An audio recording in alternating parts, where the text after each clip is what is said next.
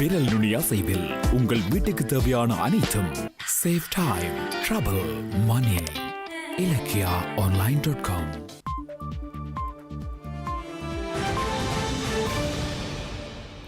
வணக்கம். இது ஐபிசி தமிழின் செய்தி நேரம் நேரலையுடன். முதலில் தலைப்புச் செய்திகள்.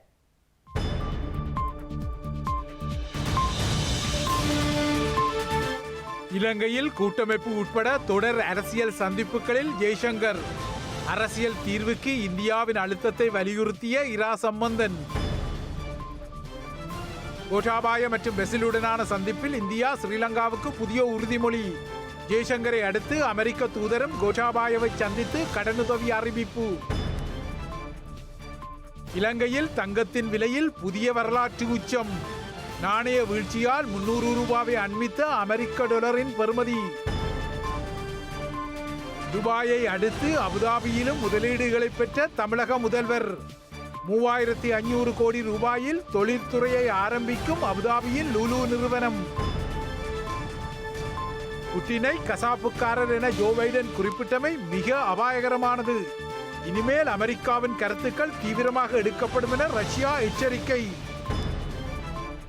நேட்டோவில் இணையாத நடுநிலைமைக்குரிய பேச்சுக்களுக்கு தயார் என்கின்றார் ஜெலன்ஸ்கி. துருக்கியில் நாளை பேச்சுக்கள் இடம்பெறுவதற்கு முன்னர் நிபந்தனைகளுடன் உக்ரைன் அறிவிப்பு.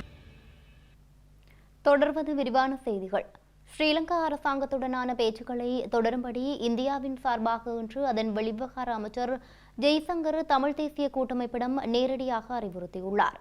கடந்த வாரம் ஸ்ரீலங்கா அரசு தலைவர் கோட்டபய ராஜபக்சவுடன் தமிழ் தேசிய கூட்டமைப்பு குழு பேச்சுக்களை நடத்திய நிலையில் இன்று இந்த அறிவுறுத்தல் விடுக்கப்பட்டுள்ளது.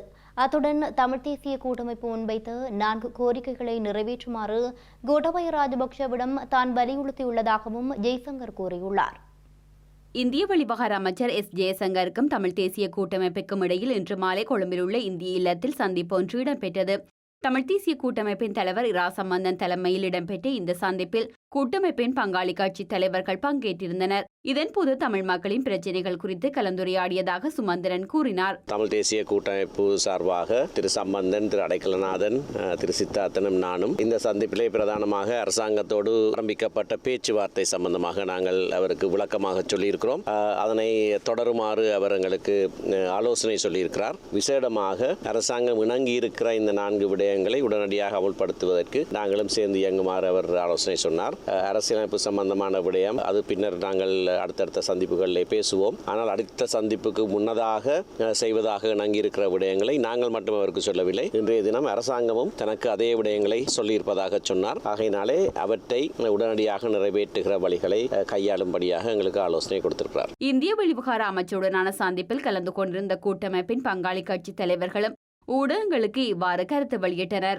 லேண்ட் பவர், காணி அதிகாரங்கள், மற்றது போலீஸ் பவர், இந்த 2 விஷயங்களிலுமே அரசாங்கம் பின்னடிக்கிறது என்பதை நாங்கள் அவருக்கு விளங்கப்படுத்தி கூறியிருந்தோம். ஆகவே அது சம்பந்தமாக நாங்கள் பேசி ஒரு முடிவு எடுப்போம் என்று சொல்லி இருக்கின்றோம். அவர் தாங்களும் தங்களால் இயன்ற அளவுக்கு முக்கியமாக எங்களுடைய பகுதிகளிலே செய்யக்கூடிய அபிவிருத்தி நடவடிக்கைகளுக்கு தாங்கள் உதவுவதாகவும் கூறியிருக்கின்றார்கள். ஏதாவது ஒரு தரப்பு இதிலே 3வது மத்தியஸ்தத்தை வழங்க வேண்டும். அது இந்தியாவும் இருக்கலாம். கூடுதலாக இந்தியாவை எதிர்பார்க்கிறோம் என்று நான் கேட்டிருந்தேன். அந்த வகையிலே கோரிக்கைகள் அவர் சலையாய்த்து உள்வாங்கிக் கொண்டார். அதுக்கான பதிலை அவர் தரவில்லை. இருந்தாலும் எங்களுடைய பக்கம் இந்த நியாயமான கோரிக்கையை அவர்களிடம் வைத்திருக்கிறார். இதேவேளை இந்திய வெளிவிவகார அமைச்சர் ஜெய்சங்கர் இலங்கையில் உள்ள மலையக அரசியல் கட்சிகளின் பிரதிநிதிகளையும் இன்று சந்தித்து கலந்துரையாடியுள்ளார். மனோகணேசன் தலைமையிலான தமிழ் முற்போக்கு கூட்டணியையும் ஜெய்சங்கர் சந்தித்து இலங்கையில் உள்ள இந்திய வம்சாவளி மக்களின் சமூக பொருளாதார விடயங்கள் குறித்து கலந்துரையாடியுள்ளார். இந்திய வம்சாவளி மக்கள் வாழக்கூடிய இலங்கையிலே 5 லட்சம் பேர் தோட்டப்புறங்களில் வாழ்ந்து கொண்டிருக்கின்றார்கள். அவர்கள் பின்தங்கிய மக்களாக இருந்து கொண்டிருக்கின்றார்கள். கல்வித்துறை, சுகாதாரத்துறை, வீடமைப்புத்துறை, உட்கட்டமைப்புத்துறை எல்லாம் அவர்களுக்கு பின்தங்கிய நிலைமை இருக்கின்றது. அதை கணக்கில் எடுத்துக்கொண்டு இலங்கை அரசோதர சேர்ந்து ஒத்துழைப்பு உதவிகளை வழங்கும்படி கேட்டுக் கொண்டிருக்கின்றோம். அது மட்டுமல்ல, இலங்கையில் இருக்கக்கூடிய இந்திய வம்சாவளி மக்களாகிய நாங்கள் எங்களது அபிலாஷைகளை முன்னெடுக்கும் முகமாக ஆவணத்தை தயாரித்திருக்கின்றோம். இந்த ஆவணத்தை நாங்கள் இப்பொழுது அவருக்கு கையெழுத்திருக்கின்றோம்.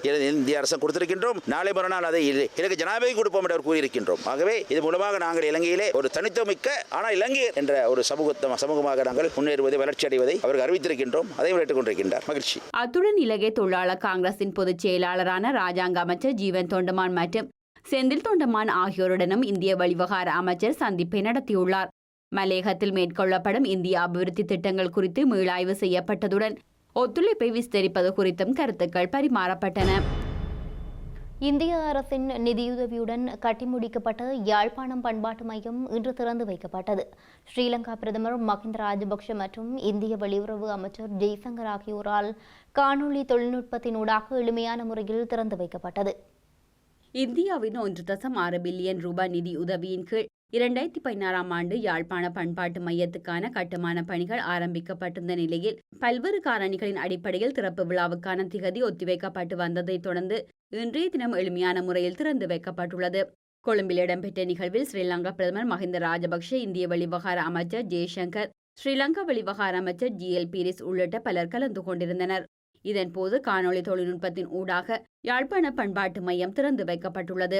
யாழ்ப்பாண பண்பாட்டு மையத்தில் இடம்பெற்ற நிகழ்வில் வடமாகாண ஆளுநர் ஜீவன் தியாகராஜா, யாழ்ப்பாணத்துக்கான இந்திய துணை தூதுவர் நாகேஷ் நடராஜ், ஜெயபாஸ்கரன் உள்ளிட்ட பலர் கலந்து கொண்டிருந்தனர். இன்றைய நிகழ்வின் போது கலாச்சார நிகழ்வுகள் பலவும் இடம்பெற்றிருந்தன. இதேவேளை யாழ்ப்பாண பண்பாட்டு மையம் இந்திய பிரதமர் நரேந்திர மோடியினால் திறந்து வைக்கப்பட்ட பின்னரே பொதுமக்களின் பாவனைக்காக கையளிக்கப்படும் என தெரிவிக்கப்படுகின்றது. இதற்கிடையே ஸ்ரீலங்கா அரசு தரப்புடன் இன்று பேச்சுக்களை நடத்திய இந்திய வெளிவிவகார அமைச்சர் ஸ்ரீலங்கா ஜனாதிபதி கோட்டபய ராஜபக்ஷ மற்றும் ஸ்ரீலங்கா நிதியமைச்சர் பசில் ராஜபக்ஷ ஆகியோரை சந்தித்தும் கலந்துரையாடியுள்ளார். அத்துடன் அசாதாரணமாக கொழும்பின் புறநகரில் உள்ள லங்கா IOC எரிபொருள் நிரப்பு நிலையத்தையும் இந்திய வெளிவிவகார அமைச்சர் நேரில் சென்று பார்வையிட்டுள்ளமை குறிப்பிடத்தக்கது. இலங்கையில் இடம்பெறும் பிம்ஸ்டெக் மாநாட்டில் பங்கேற்பதற்காக இந்திய வெளிவகார அமைச்சர் ஜெய்சங்கர் நேற்றிரவு ஸ்ரீலங்கா சென்றிருந்த நிலையில் கொழும்பின் புறநகர் பகுதியில் உள்ள லங்கா IOC எரிபொருள் நிரப்பு நிலையத்திற்கும் இந்திய வெளிவகார அமைச்சர் இன்று சென்றிருந்தார். முகாமைத்துவ பணிப்பாளர் மனோஜ் குப்தா எரிபொருள் விநியோக நிலைமைகள் குறித்து இந்திய வெளிவகார அமைச்சருக்கு விளக்கம் அளித்துள்ளார். எரிபொருள் பிரச்சினையை தீர்ப்பதற்கு $50 மில்லியன் அமெரிக்க நிதியை இந்தியா கடனாக வழங்கியமை இலங்கை மக்களின் அன்றாட வாழ்வுக்கு உதவுவதாக இந்திய வெளிவகார அமைச்சர் தனது ட்விட்டரில் பதிவிட்டுள்ளார். இதனையடுத்து இன்று காலை இந்திய வெளிவகார அமைச்சர் ஸ்ரீலங்கா நிதியமைச்சர் பசில் ராஜபக்ஷவை சந்தித்து கலந்துரையாடியுள்ளார். இலங்கையின் பொருளாதார நிலைமைகள் மற்றும் அந்நிய செலவான நெருக்கடி தொடர்பு இதன்போது ஆராய்ந்துள்ளதாக கூறப்படுகின்றது. அயலுறவுக்கு முதலிடம் கொள்கை மூலம் இலங்கைக்கு தொடர்ந்தும் ஆதரவு வழங்கப்படும் என இந்திய வெளிவகார அமைச்சர் சுட்டிக்காட்டியுள்ளார். அதேபோல இந்திய வெளிவகார அமைச்சர் ஸ்ரீலங்கா ஜனாதிபதி கோட்டபாய ராஜபக்ஷவையும் சந்தித்து கலந்துரையாடியுள்ளார். உணவு மற்றும் மருந்து உள்ளிட்ட அத்தியாவசிய பொருட்களை இறக்குமதி செய்வதற்கு $1 பில்லியன் நிதியுதவி இந்தியா வழங்கியமைக்கு ஸ்ரீலங்கா ஜனாதிபதி நன்றி தெரிவித்துள்ளார். நெருக்கமான அயலுறவின் பல்வேறு பரிமாணங்கள் குறித்து மீளாய்வு செய்யப்பட்டதுடன் இந்தியாவின் தொடர்ச்சியான புரிந்துணர்வு மற்றும் ஒத்துழைப்பு குறித்து இதன்போது ஆராயப்பட்டுள்ளது.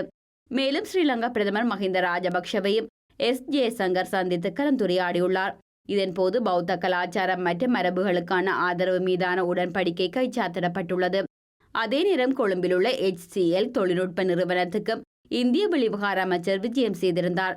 பகிரப்பட்ட திறன் மற்றும் உலகளாவிய ரீதியிலுள்ள பணியிடத்துக்கு இந்த நிறுவனம் சிறந்த உதாரணமாகும் என இந்திய வெளிவகார அமைச்சர் தனது ட்விட்டர் பதிவில் கூறியுள்ளார். இதன்போது ஸ்ரீலங்கா விளையாட்டுத்துறை அமைச்சர் நாமல் ராஜபக்ஷவும் இணைந்து கொண்டிருந்தார். இலங்கையானது பல தசாப்தங்களின் பின்னர் மோசமான பொருளாதார நெருக்கடியை எதிர்நோக்கியுள்ள நிலையில் அத்தியாவசிய பொருட்களை இறக்குமதி செய்வதற்காக இந்தியாவிடமிருந்து மேலும் $1 பில்லியன் கடன் வசதியை ஸ்ரீலங்கா அரசாங்கம் கோரியுள்ளது. இந்திய வெளிவிவகார அமைச்சர் கலாநிதி ஜெய்சங்கர் ஸ்ரீலங்கா அரசாங்கத்துடன் பேச்சுக்களை ஆரம்பித்துள்ள நிலையில் 2 தகவல்கள் மூலங்களை மேற்கோள் காட்டி ராய்ட்டர்ஸ் செய்தி வெளியிட்டுள்ளது. இலங்கையில் கடந்த 2020 ஆண்டு ஜனவரி மாதத்தின் பின்னர் வெளிநாட்டு நாணய கையிருப்பு தற்போது 70% வீழ்ச்சியடைந்துள்ளது. அரிசி, கோதுமை மா, பருப்பு வகைகள், சீனி மற்றும் மருந்துகள் போன்ற அத்தியாவசிய பொருட்களை இறக்குமதி செய்வதற்கு குறித்த கடன் வசதியை பயன்படுத்துமாறு புதுடில்லி கோரியுள்ளதாக முதலாவது தகவல் மூலம் கூறியுள்ளது.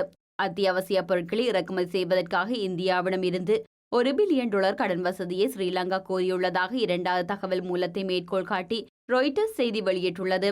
இந்த கடன் வசதியானது ஏற்கனவே இந்தியாவினால் உறுதி அளிக்கப்பட்ட $1 பில்லியன் கடன் வசதிக்கு மேலதிகமானது எனவும் சுட்டிக்காட்டப்பட்டுள்ளது. இது தொடர்பான பேச்சுக்கள் இரகசியமாக முன்னெடுக்கப்படுவதால் தகவல் வழங்கிய அதிகாரிகளின் பெயர் விவரங்களை ராய்ட்டர்ஸ் வெளியிடவில்லை. புதிய கடன் வசதி கோரிக்கை தொடர்பில் ஸ்ரீலங்கா மற்றும் இந்தியா ஆகிய நாடுகளின் நிதி மற்றும் வெளிவகார அமைச்சுக்களிடம் கருத்து கேட்ட போதிலும் அதற்கு பதில் கிடைக்கவில்லை எனவும் சுட்டிக்காட்டப்பட்டுள்ளது. இந்த மாதம் இந்தியாவுக்கு விஜயம் செய்த ஸ்ரீலங்கா நிதியமைச்சர் பசில் ராஜபக்ஷ இந்தியாவிடமிருந்து பெற்றுக்கொள்ளப்படவுள்ள $1 பில்லியன் கடன் வசதிக்கான உடன்படிக்கையில் கைச்சாத்திட்டிருந்தார்.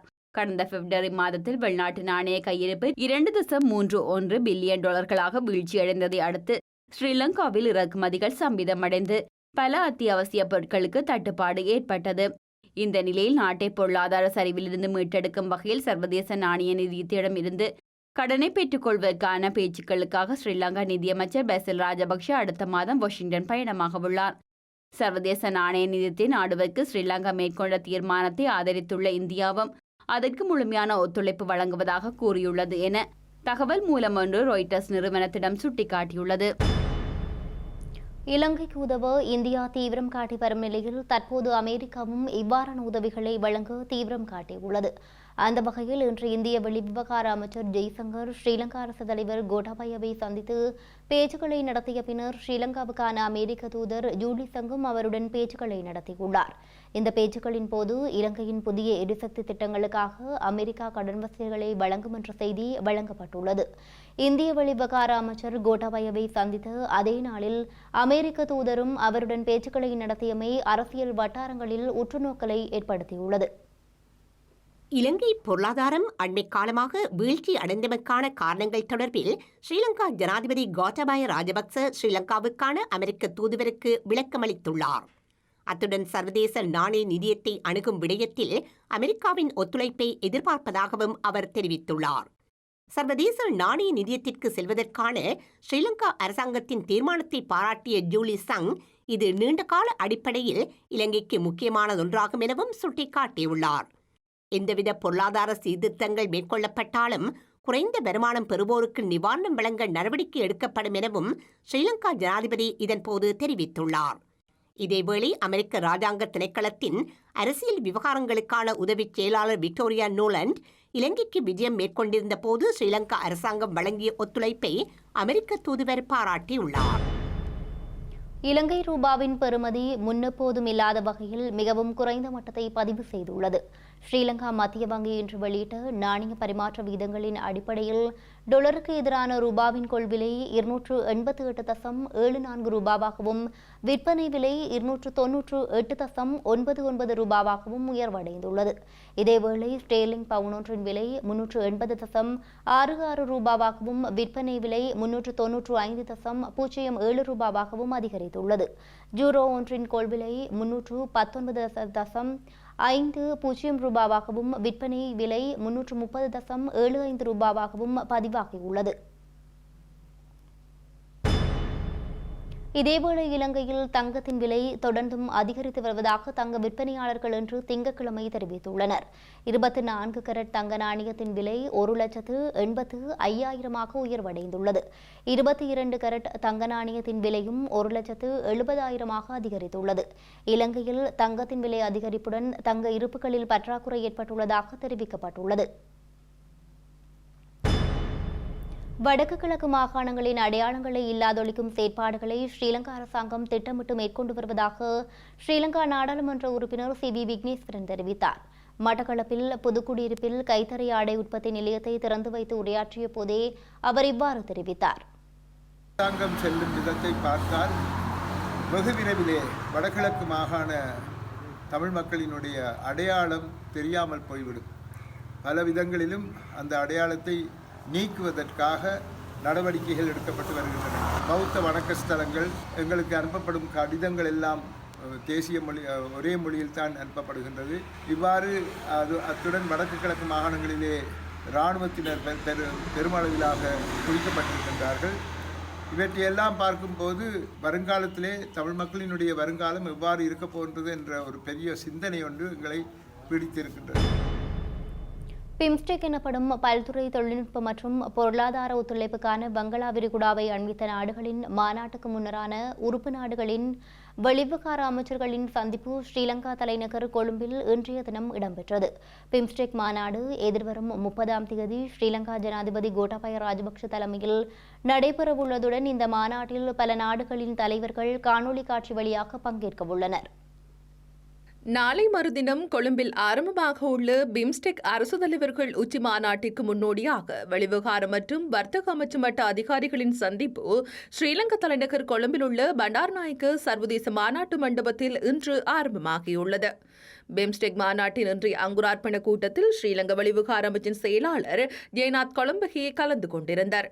இதன்போது உரையாற்றிய அவர் வங்காள விரிகுடா பிராந்தியம் பூகோள மற்றும் மூலோபாய முக்கியத்துவம் வாய்ந்த பகுதியில் அமைந்துள்ள காரணத்தினால் இந்த பிராந்தியத்தில் உள்ள நாடுகள் எவ்வாறான வகையில் முக்கியத்துவம் பெறுகின்றன என்ற விடயத்தை சுட்டிக்காட்டியிருந்தனர்.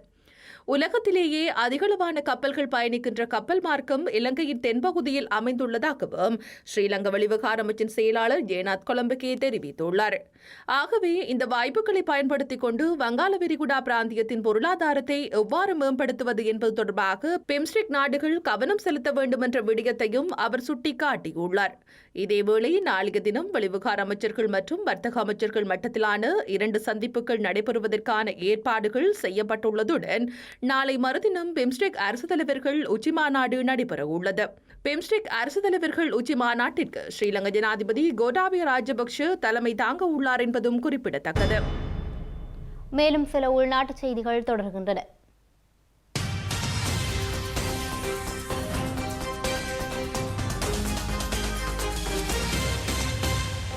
இலங்கையில் பொருட்களின் விலைகள் நாளுக்கு நாள் அதிகரித்து வரும் நிலையில் சதோச விற்பனை நிலையத்தில் பொருட்களை பெற்றுக்கொள்ள மக்கள் நீண்ட வரிசையில் காத்திருக்கின்ற நிலைமை ஏற்பட்டுள்ளது.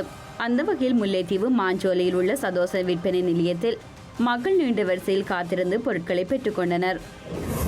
முல்லைத்தீவு மாவட்டத்தில் நீண்ட வரிசையில் காத்திருந்து மக்கள் எரிபொருளை பெற்றுக் கொண்டுள்ளனர். முல்லைத்தீவு மாவட்டத்தில் உள்ள எரிபொருள் நிரப்பு நிலையங்களில் எரிபொருள் இல்லை என தெரிவிக்கப்படுவதாக மக்கள் கவலை தெரிவிக்கின்றனர். நுவரெலியா எரிபொருள் நிலையத்துக்கு முன்னால் பொதுமக்களும் சாரதிகளும் போராட்டத்தில் ஈடுபட்டதால் பரபரப்பு நிலை ஏற்பட்டது. எரிபொருள் மற்றும் மண்ணெண்ணெய் வழங்கப்படாததை தொடர்ந்து இந்த போராட்டம் மேற்கொள்ளப்பட்டுள்ளது. முல்லைத்தீவு உண்ணாப்பிளவு பகுதியினைச் சேர்ந்த 16 வயதுடைய பாடசாலை மாணவர் ஒருவர் காணாமல் போயுள்ளார். குறித்த மாணவன் கடந்த 10 நாட்களுக்கு மேலாக வீடு திரும்பவில்லை என பெற்றோரினால் முல்லைத்தீவு காவல் நிலையத்தில் முறைப்பாடு செய்யப்பட்டுள்ளது. செய்திகளின் நிறைவாக மீண்டும் தலைப்புச் செய்திகள்.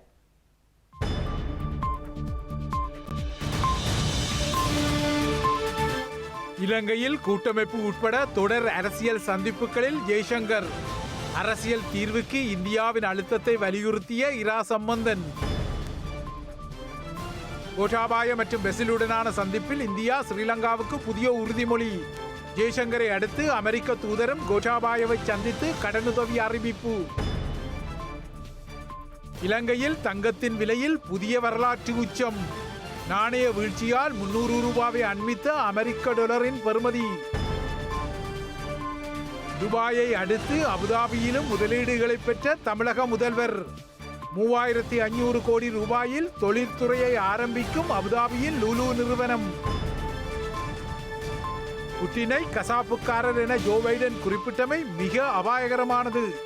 இனிமேல் அமெரிக்காவின் கருத்துக்கள் தீவிரமாக எடுக்கப்படும் என ரஷ்யா எச்சரிக்கை. நேட்டோவில் இணையாத நடுநிலைமைக்குரிய பேச்சுக்களுக்கு தயார் என்கின்றார் ஜெலன்ஸ்கி. துருக்கியில் நாளை பேச்சுக்கள் இடம்பெறுவதற்கு முன்னர் நிபந்தனைகளுடன் உக்ரைன் அறிவிப்பு. இத்துடன் ஐபிசி தமிழின் செய்தி நேரம் நேரலை நிறைவடைகின்றது. உடனுக்குடன் செய்திகளை அறிந்து கொள்ள ibctamil.com என்ற இணையதளத்தை பார்வையிடுங்கள். வணக்கம்.